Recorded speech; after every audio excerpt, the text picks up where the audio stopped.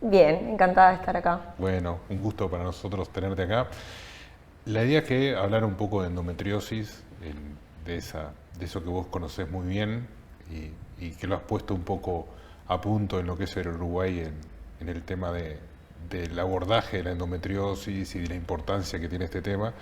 Y bueno, en esa lógica nos gustaría que compartiéramos cuál es tu experiencia viviendo con esta enfermedad y sobre todo de manera inicial, ¿cómo vos te diste cuenta que tenías endometriosis? ¿Te diste cuenta? ¿Qué síntomas te llevaron a consultar? Mira, mi camino con la endometriosis fue muy lleno de obstáculos, lamentablemente. Yo siempre tuve el periodo muy doloroso, entonces desde un principio me dijeron es lo normal porque tu madre tenía los mismos dolores, tu abuela tenía los mismos dolores y yo no tenía con qué comparar. Entonces dije, bueno, es lo que me tocó. El tema es que creciendo me daba cuenta que mis amigas no tenían las mismas experiencias que yo, ¿no? Digo, yo faltaba al liceo, faltaba a facultad, mi vida se iba armando en base al periodo. Entonces ahí me empezaron a saltar algunas alertas, más allá también de que muchas veces iba a urgencias por el dolor que tenía para controlarlo, pero me decían que era normal. Entonces nunca me cuestioné tanto, lo asumí. Uno aprende un poco a vivir con el dolor, lamentablemente, hasta que en una nota, en un medio de prensa, salió un artículo sobre endometriosis y una compañera de sector de mi trabajo me dijo, Lula, vos tenés esto. Y leí el artículo y fue la primera vez, era un artículo que hablaba una doctora especializada en endometriosis y 4 personas que contaban sus vivencias con la patología. Yo sin darme cuenta terminé llorando leyendo el artículo porque por primera vez en mi vida me sentí validada y acompañada de la experiencia de otras personas. Y ahí fue que se me prendió una lamparita y dije, bueno, yo tengo que encontrar a esta doctora. Y así fue que empecé el camino. Llegué gracias al prestador de salud que tenía en ese momento, por suerte, con la doctora. Le dije, mira, yo vengo sufriendo desde los 15 años de dolor, en ese momento tenía 29. ¿Qué edad tenías ahí? O sea, 14 años viví con la enfermedad y adapté mi vida a la enfermedad. Y en ese momento me dieron el diagnóstico. Y el diagnóstico fue como que todas las piezas se empiezan a encastrar en todos esos años que yo decía, ¿por qué soy tan distinta? ¿Por qué soy tan rara? Te viste en el artículo, cuando leíste el artículo y en los testimonios te descubriste que vos eras parte de eso. Sí. Que a veces no está bueno ser parte de algo pero te cerró de lo que vos tenías. Sí. Y de los síntomas que tenía, ¿qué era lo que en el día a día vos me decías, acomodabas tu vida al ciclo, ¿no? ¿Y qué fue los síntomas que más te sacaban de tu vida habitual? Primero que nada el dolor. O sea, el periodo para mí, los primeros 2 días del periodo yo no funcionaba. Entonces yo sabía que la única ventaja que tenía era muy regular, entonces yo podía más o menos planificar algunas cosas. Sabía que si tenía un escrito ese día no iba a poder ir y que iba a necesitar un justificante médico, entonces eso lo podía armar.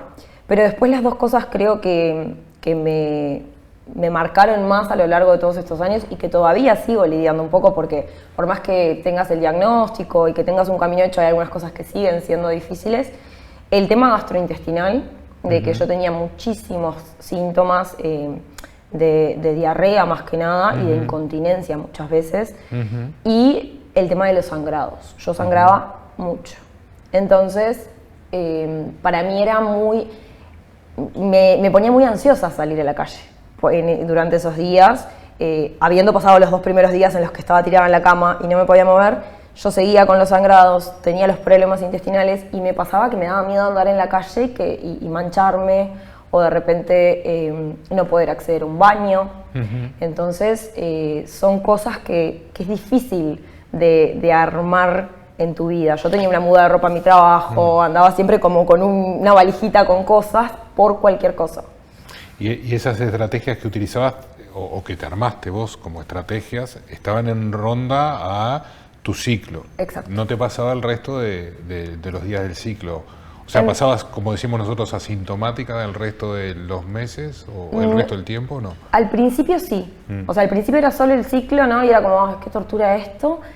Pero después que fueron pasando los años, me fui dando, o sea, los síntomas empezaron a estar cada vez más presentes. Ya no era solo cuando menstruaba. de repente la ovulación la sentía. Y después, ya en el último tiempo antes de ser diagnosticada, era constante. O sea, yo me daba cuenta que mi vida se había reducido a ir al trabajo, a facultad y más nada. O sea, yo no tenía prácticamente vida social, no iba a cumpleaños, no generaba planes, porque primero mi cuerpo estaba muy cansado cuando llegaba al final de la semana, ¿no? De tratar de bancar toda la semana. Y después que realmente, por ejemplo, pensaba, digo, voy a ir a un cumpleaños en la casa de una amiga, no sé, van a haber 30 personas, un baño, me ponía incómoda, entonces prefería decir que no, porque justamente ya ese último año y medio quizás, los síntomas eran prácticamente todos los días. Y más allá de lo que sentías, cuando todavía no tenías claro qué era lo que tenías, ¿cómo te sentías vos? O sea, ¿cómo te impactó esto? Después te voy a preguntar después del diagnóstico, pero antes del diagnóstico vos lo veías como, decías, algo natural y por más que habías recondicionado tu vida en una etapa adolescente juvenil, vos no lo vivías como un problema, no como un problema, sino que no te afectaba porque de a poco te fuiste acomodando me sentía muy sola. Ajá. Me sentía muy incomprendida, porque en realidad más allá de que como que dije, bueno, es lo que me tocó, tengo que armar mi vida en base a esto, había como un ruidito constante de esto no puede ser normal. O sea, el hecho de que yo tuviera que ir cada 2 meses a urgencias y que mi padre me tuviera que sostener porque yo no me podía mantener derecha, parada, o las hemorragias que yo tenía en el trabajo, me pasó muchas veces de mancharme completamente. O sea, yo decía, esto no puede ser normal. Más allá de que cada estudio salía normal, cada cosa que me hacían me decía, está todo bien, había algo que me hacía sentir distinta y que me hacía sentir muy sola. Porque yo decía, no conozco a nadie que le pase lo mismo. Entonces, ¿por qué me tocó a mí esto? Y el resto salían a bailar con el periodo. Era como que a mí me volaba la cabeza eso. ¿Y después cuando tuviste el diagnóstico? Fue, yo digo, fue agridulce, pero fue más dulce que agrio porque fue como decir, no está todo en mi cabeza. Porque llegué a un punto, que creo que esto le pasa a muchas pacientes, lamentablemente.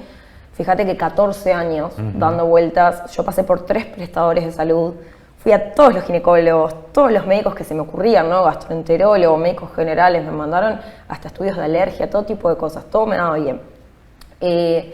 La realidad es que mientras vas transitando todo ese periodo, llegas a cuestionarte, ¿está en mi cabeza? ¿Será que yo tengo baja tolerancia al dolor? Yo igual decía, todas las que salen a bailar no deben de pasar lo mismo que me pasa a mí porque no pueden estar tan bien, pero me cuestionaba si realmente era algo que me estaba pasando o estaba en mi cabeza. Y cuando salgo de esas, porque mi diagnóstico fue quirúrgico, cuando salgo del blog y la doctora, no me olvido más, vino y me dijo, Lula, salió todo bien. Yo me puse a llorar de angustia porque dije, no encontró nada. Y me dice, no. Encontramos de todo, tenés endometriosis. Fue un alivio tan grande, porque primero la validación de decir, no estoy loca, o sea, no me lo inventé, había algo que realmente explica por qué mi vida fue tan diferente al de mis amigas, a la de mis amigas, o sea, por qué me perdí tantos eventos, por qué era la chiquilina con la mochilita cargada de cosas en todos lados. Entonces, sí, sentís como una mezcla de sentimientos, pero creo que ahí empezás a encajar todo lo que no pudiste encajar previamente, que es un montón.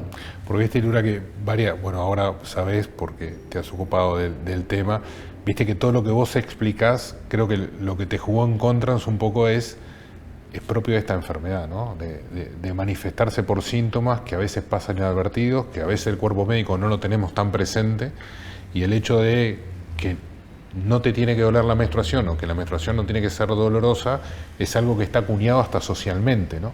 Eso por un lado. Segundo, vos decías que los exámenes te dieron normales y a veces la característica de esta enfermedad es que no hay una correlación anatomoclínica, ¿no? Que a veces puedes tener muy poca endometriosis y darte muchos síntomas y que no aparece, por lo menos en los exámenes comunes.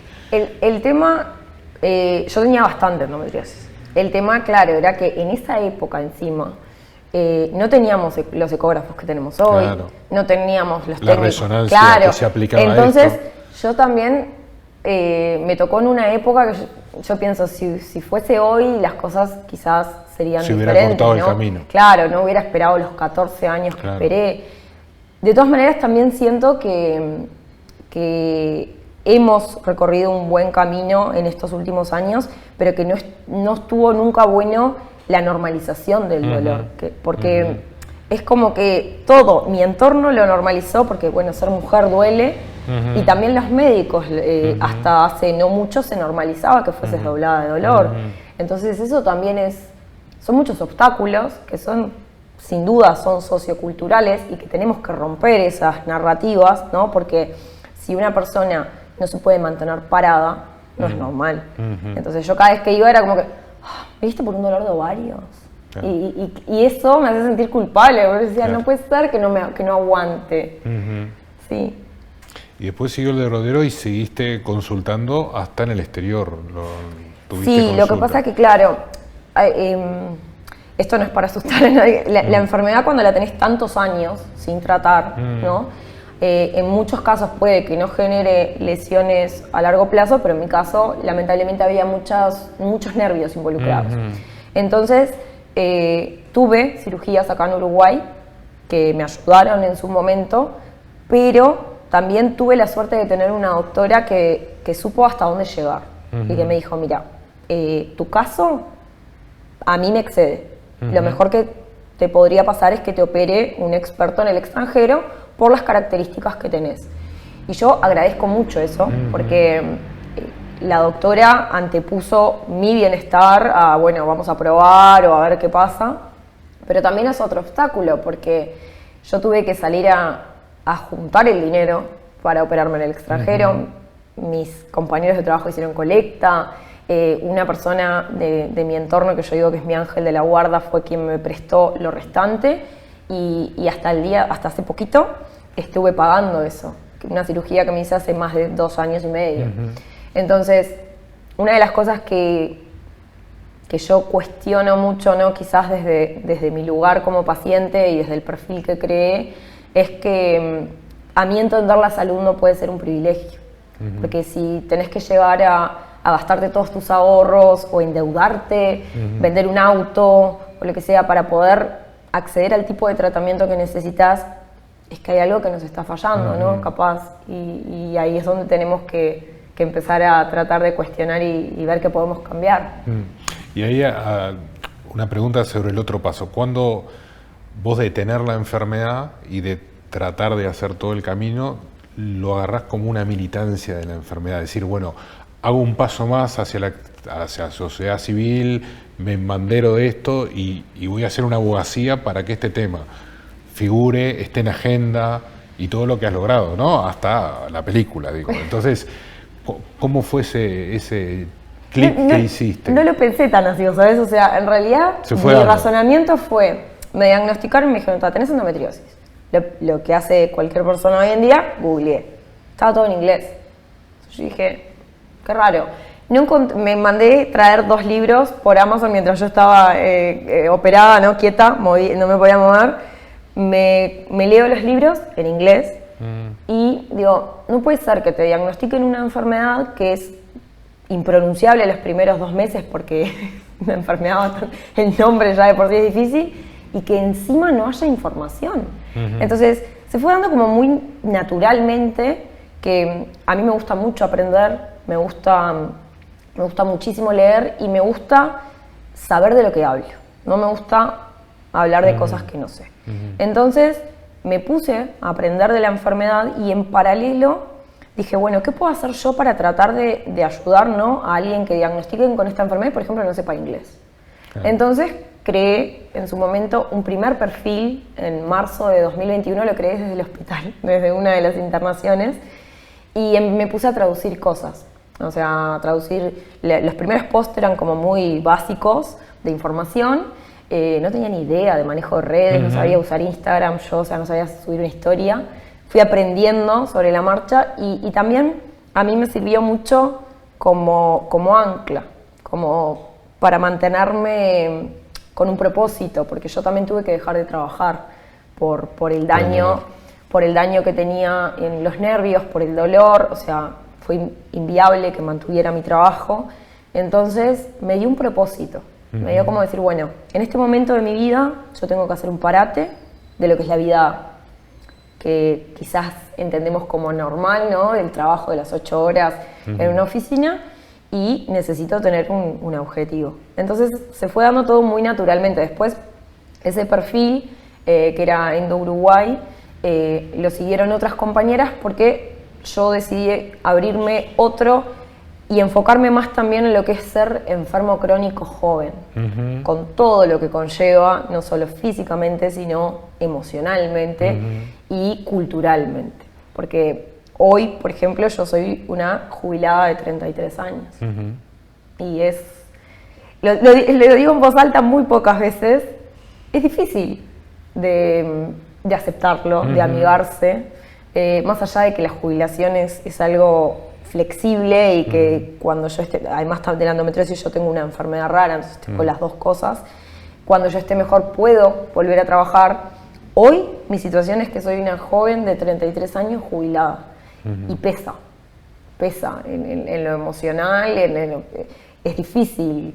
Entonces quise crear un endocomunidad, no fue un nombre tampoco al azar, porque me parecía raro que en español estuviera libre, y yo dije, lo que a mí me hubiera gustado, lo que la Lula de 15 años hubiera querido tener, era una comunidad justamente, un apoyo, un respaldo, un lugar donde aprender, pero también donde sentirme contenida.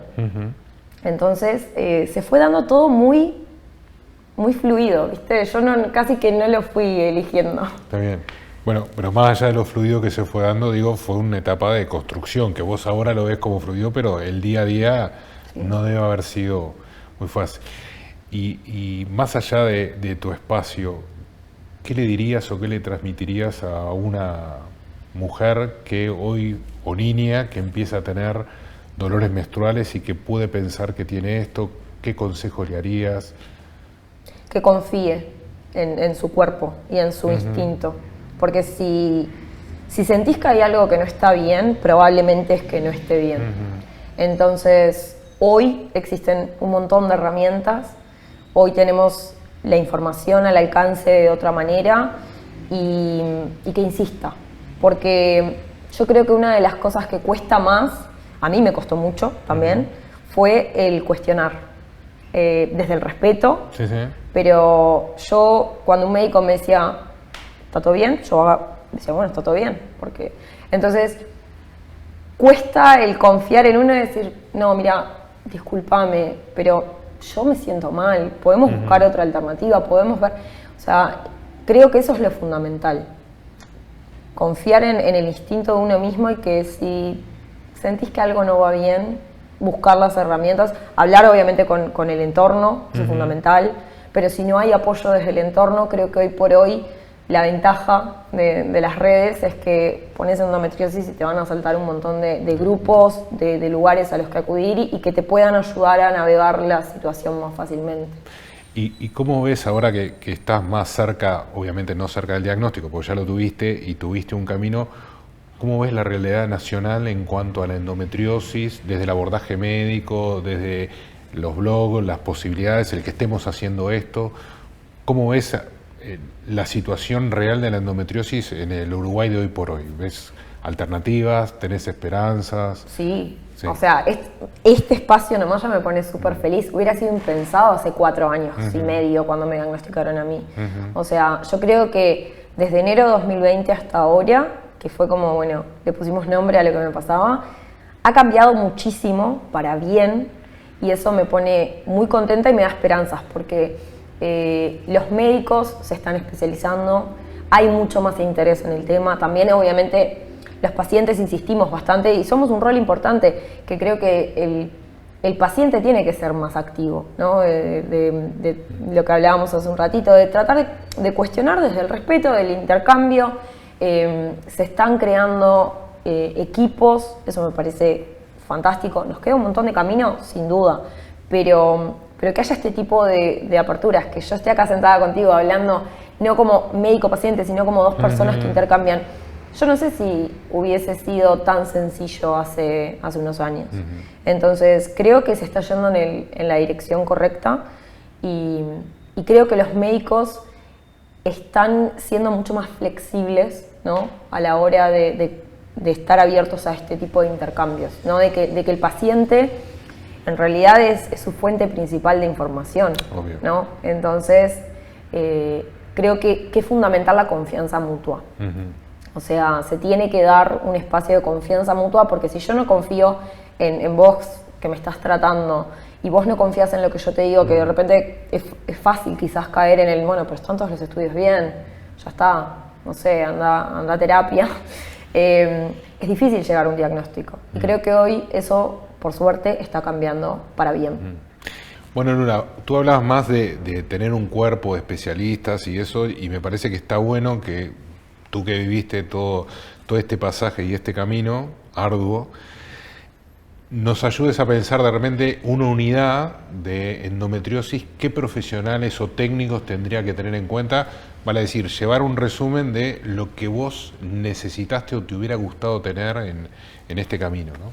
Sí, es que una unidad para mí, así como equipo ideal, aparte del médico especializado, el ginecólogo, que es el que va a llevar la mayoría de los casos, tiene que tener sin duda un gastroenterólogo o un cirujano colorectal quizás especializado en el tema, un urólogo, fisioterapia.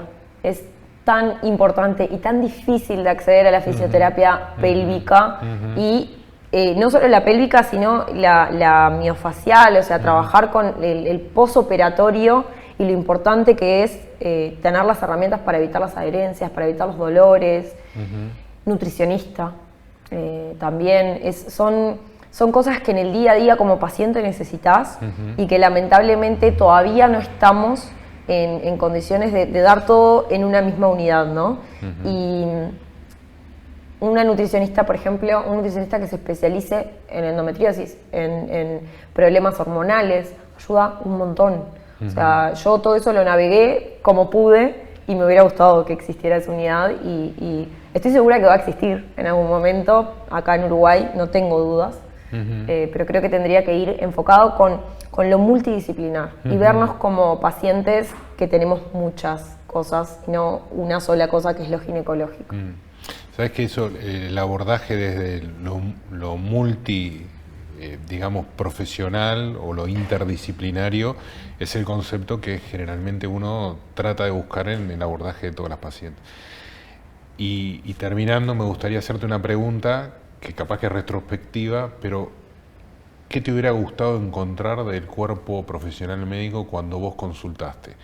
¿Por qué te pregunto esto? Es por lo que las generaciones nuevas se pueden llevar, que se dediquen a esto, que si bien no es una tarea tuya directa, pero nos podés ayudar en ese aspecto, y sobre todo las nuevas jóvenes que van a consultar para saber no lo que van a exigir, sino lo que pueden esperar.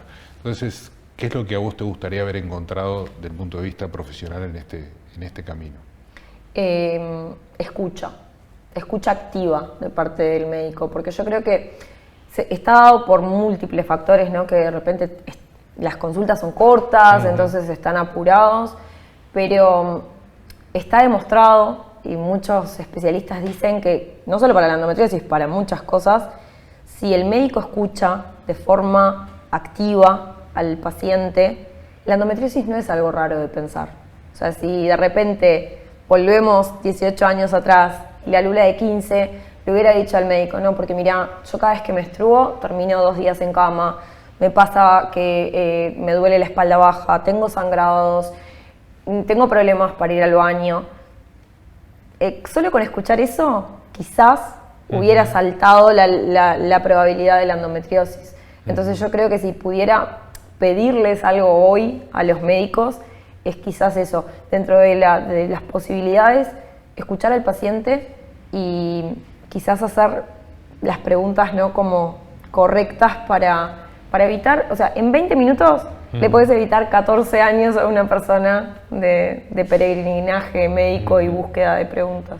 Bueno, Luna, yo te agradezco muchísimo, pero no por el espacio solo de hoy, sino por lo que has transitado, por la manera como lo has transitado y cómo le devolviste o nos devolviste a todos nosotros una dolencia, ¿no? Porque eso a veces uno trata de ocultarlo, lo vive, hace introspección de eso, y el salto ese que vos hiciste, decirlo, hacerlo público con todos los pormenores que sostiene y los desafíos que tiene, a todos nosotros nos ayuda mucho, como sociedad y como cuerpo médico.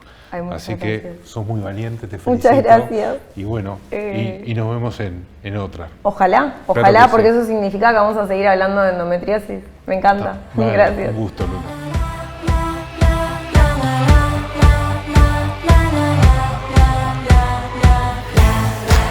Bienvenidas a Bienestar Femenino Megalabs. Cuidamos cada etapa.